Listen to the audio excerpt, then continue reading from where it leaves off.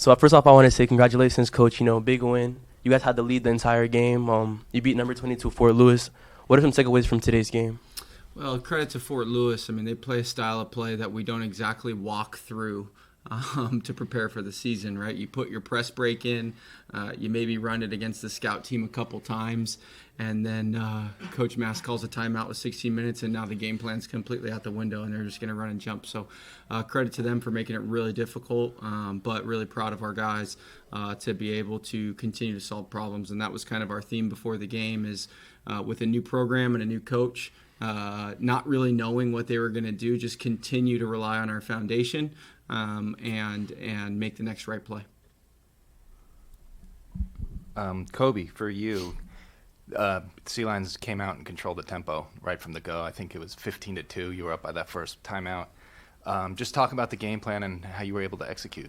Yeah, first and foremost, I just want to thank my Lord and Savior Jesus Christ for coming and allowing me to come out here and compete with this group of guys. But to answer your question, I feel like in the early on when we went on a run, we did a good job of getting stops and getting out in transitions. And I feel like we did a good job of playing inside out. We got a lot of paint, spray out threes. So I think that's what contributed to the run. And then when they started running and jumping, it kind of got us out of sorts a little bit, but it took us some time to adjust. So, Zach, for you, if you look at the box score, you got 5 guys in double digits scoring. Everyone scored at least 6 points that played today. It was very balanced. How does that help you get into your game, knowing that you could, rely on everybody else that's on the court to get it going too? Yeah, definitely. I think that's just a testament to the depth that we have on this team, as well as the togetherness. Nobody on our team is worried about who's putting the ball in the basket. It's more about that our team's putting the ball in the basket. So with that mentality, we all get to go out and play pretty free.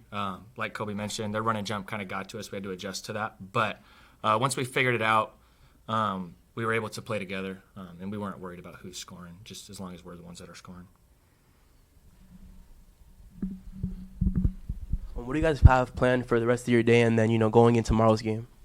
Yeah, we're gonna try not get caught up into the tournament a little bit, especially with the guys. Right, if this was a regular game, we'd send the guys back to get treatment, maybe back to their dorms. So trying to get them off their feet, get them rested, get them recovered.